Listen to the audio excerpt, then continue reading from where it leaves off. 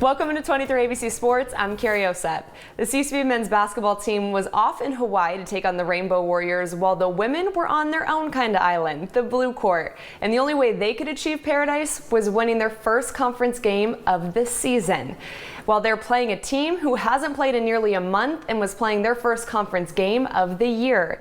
And time off is something the runners know all too well. But a game is a game, and the runners were hosting Hawaii with a full roster, meaning Tiana Singleton and Jasmine Dixon were available. The first time they would have all of their players since the first game of the season, and the runners took advantage. Jay Neggleston hits Vanessa Austin in the paint for the first points of the game.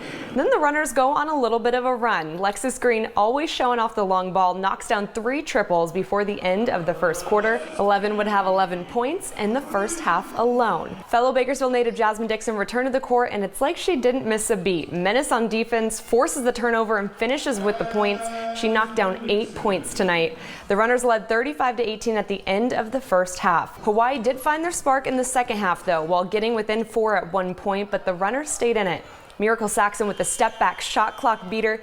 She'd have 8 points on the night as well. Back to Austin in the paint, who hooks one in. She'd finish with 10 points. But when things get a little too close, you got to get the ball to Green, who drops another 3 for good measure. 5 of 7 triples with a game-high 19 points.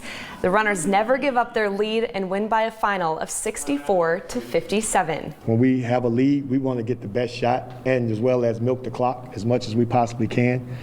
We feel like we have players that can be able to hit big shots late in the shot clock, and that's why a lot of times we run certain things down to and run a play down to where we know we're getting the ball into certain people's hands because they are able to create and make big shots. I just knew I had a role to play coming into this year.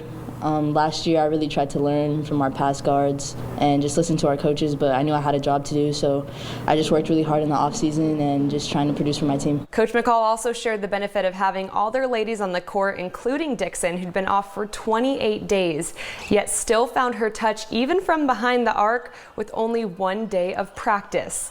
And she was just as grateful to return to her team as they were to have her. Somehow, some way, she's Jasmine Dixon, and we depended upon her to come back and make an impact, and that's exactly what she did. I've been injured in the past and had to sit out, but this was just a different type of feeling, and so it just made me that much more appreciative, and it made me not want to take this opportunity for granted in the future, because at any moment you don't know when you're gonna not be able to play anymore, or circumstances like this are gonna happen. So it made me a lot more appreciative to be back on the floor. With a win over Hawaii, the women say aloha to not only their first conference win of the season, but also their first home victory of the year. And they'll get a chance to do it again on Saturday as they take on Hawaii with a tip-off at 4, while the men take on Hawaii on the road with another tip-off at 9. For 23 ABC Sports, I'm Carrie Osep.